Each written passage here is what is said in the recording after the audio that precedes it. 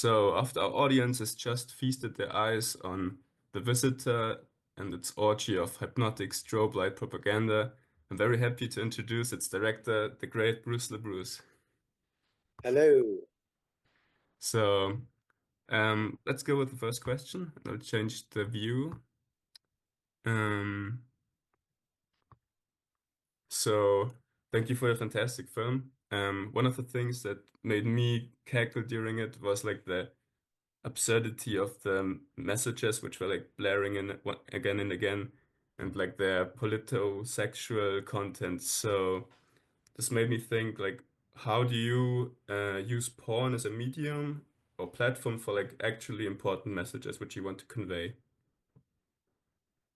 Well, this movie was made uh, through a art organization in London called Apolitical, and which is kind of a misnomer because they're actually quite political, and they support more political artists or artists whose work is too crazy or extreme or weird or expensive or whatever to get support in the mainstream art world. And so they were aware of my previous films, uh, particularly The Raspberry Reich, which I made in 2004. And it's a kind of what I consider an art agitprop porn film.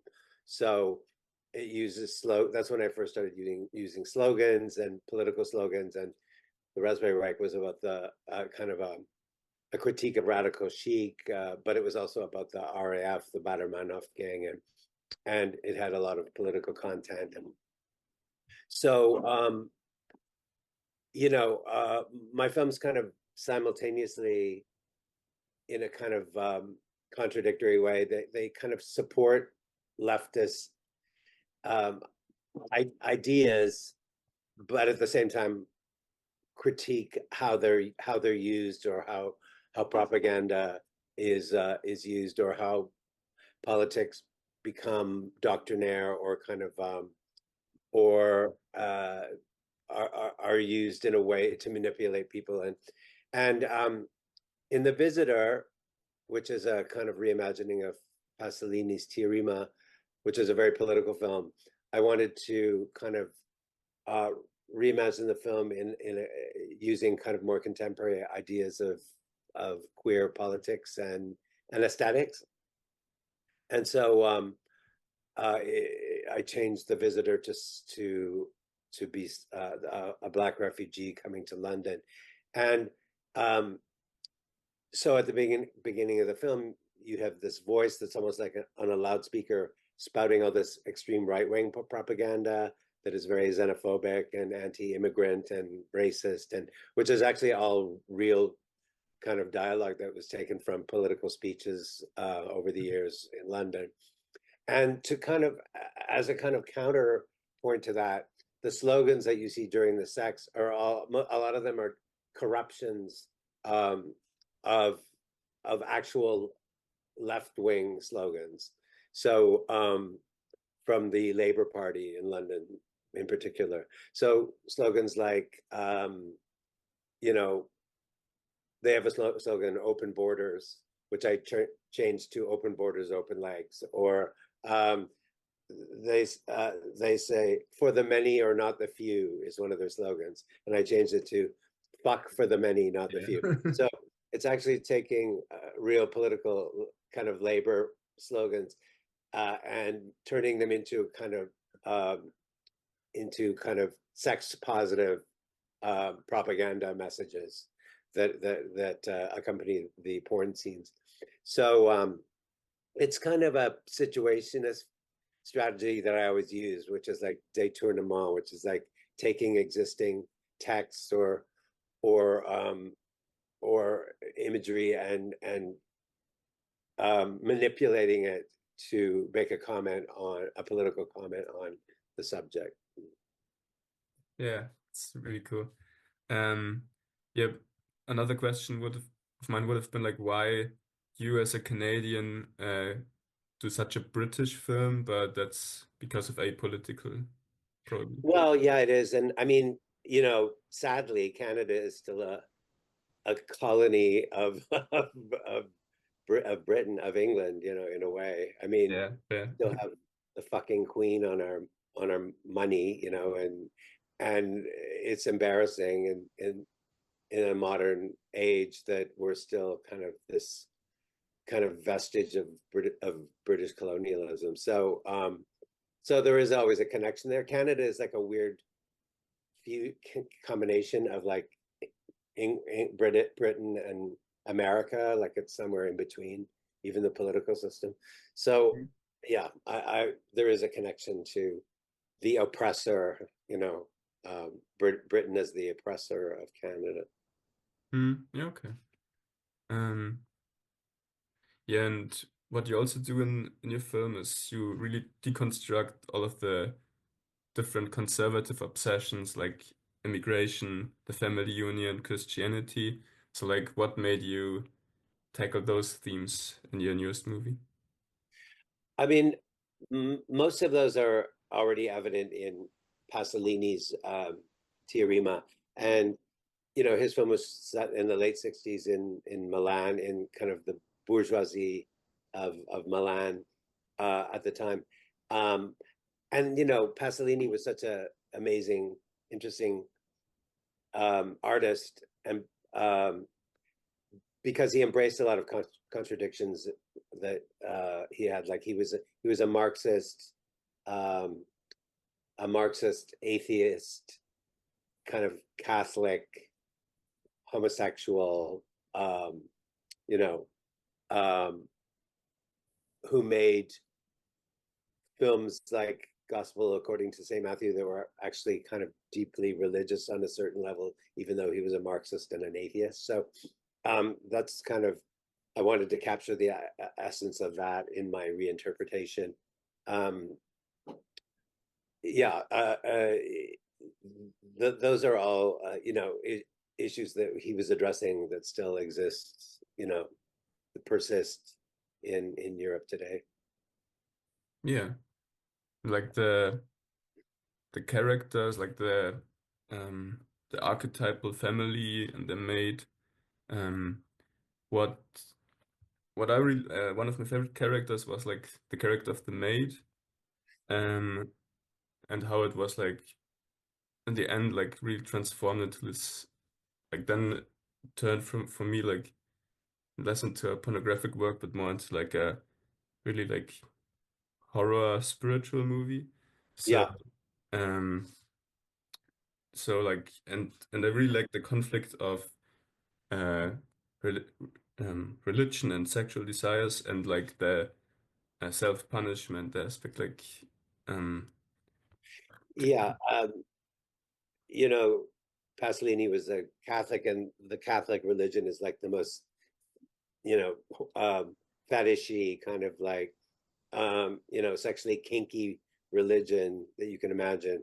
And so you have a couple of things going on. You have the idea of Freud's idea of family romance. So you have, you know, where he he acknowledged that there's sexual kind of tension in the nuclear family, and so when the visitor comes in, he kind of unleashes all the sexual energy and has sex with all these with the members of the same family, kind of incestuous sex, and but that's but and in terms of religion, it's, you know, it's and religion and family are kind of um, they create taboos where you're not supposed to acknowledge these kinds of this kind of sexuality. And the maid in particular, I mean, and like I said, I was trying to reinterpret this in terms of modern kind of queer politics and aesthetics. So I made the maid a kind of a drag queen, almost like a kind of a like a non-binary kind of character, and which is totally not explained. Like in the movie, she just is that way, and and she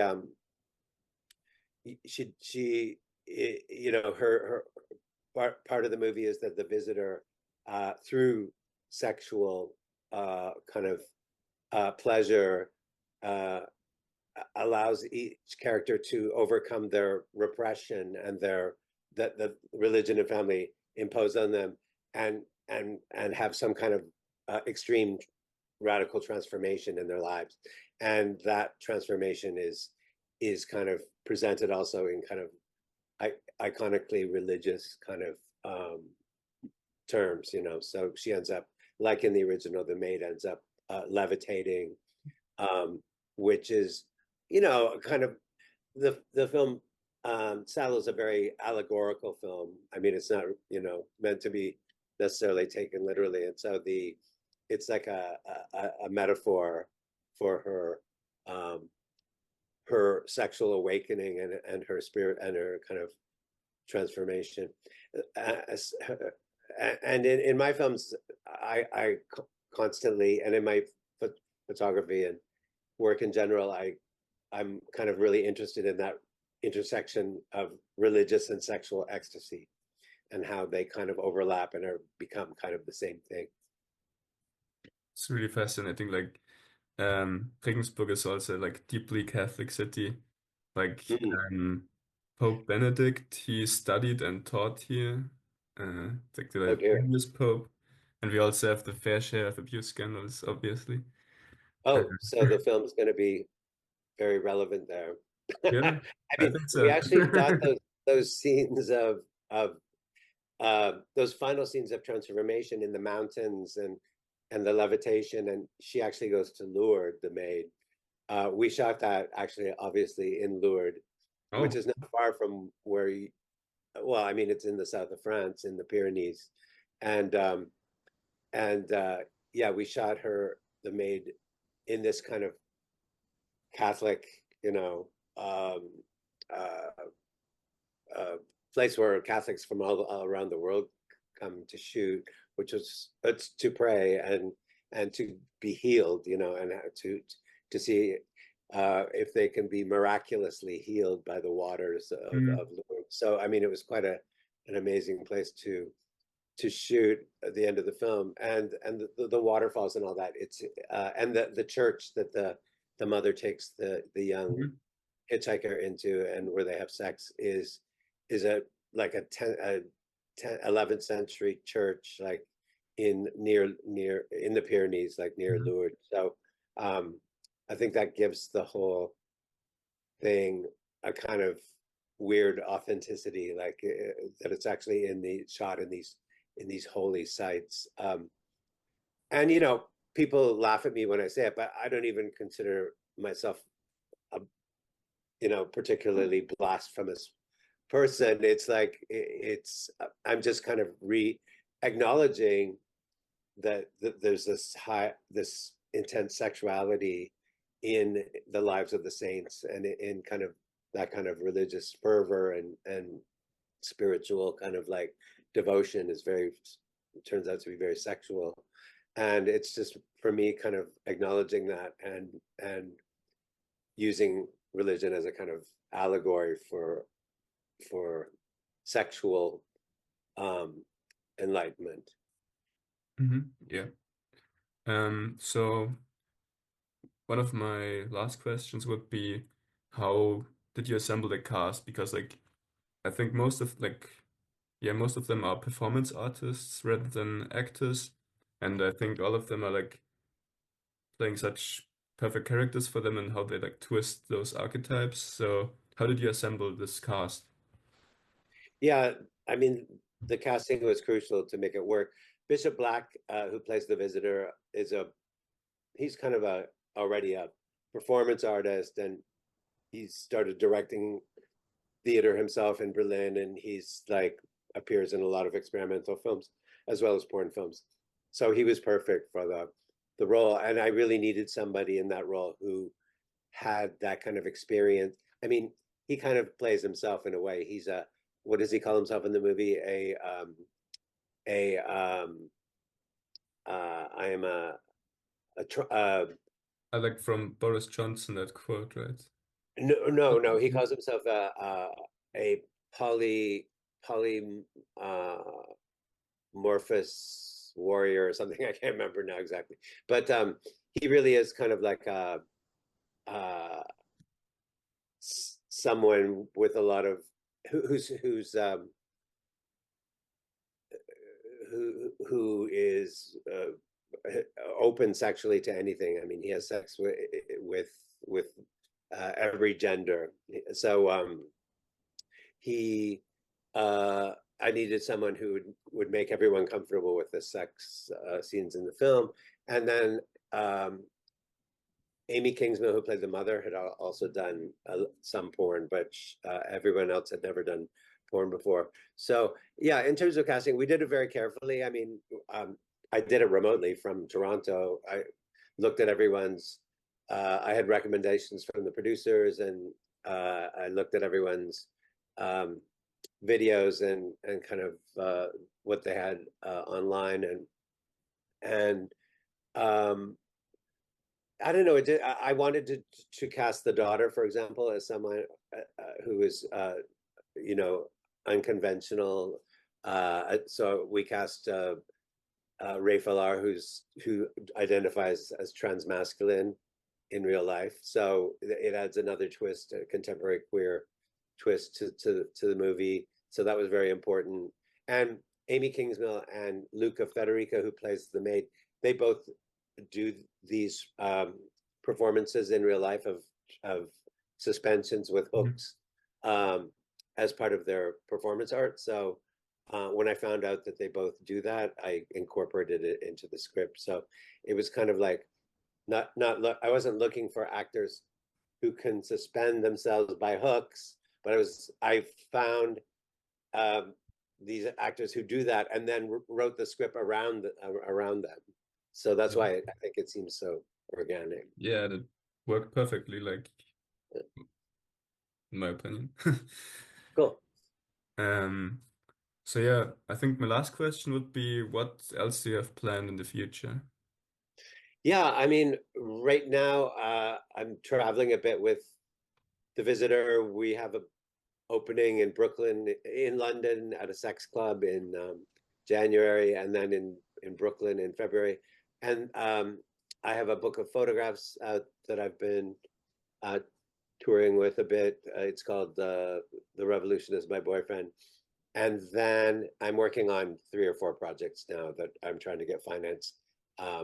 And actually, I have like 4, at least 4, probably more like 6 scripts. So we'll just see if I can get which one I can get financed next. Yeah, hopefully most of them. Yeah. Okay, yeah, then I would say we're done. Um, Okay. um, Hopefully our audience enjoyed your film. I Yeah. do I hope believe strongly so. either traumatized or invigorated or Yeah, both. maybe the cinema will turn into a sex club after the Oh, premiere. Yeah, hopefully. that's a good idea. Right now. Yeah, Great. Go for it.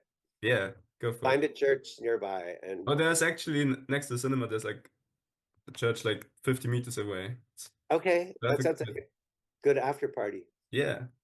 Okay, so thank you for a great interview. Okay, thanks. Bye.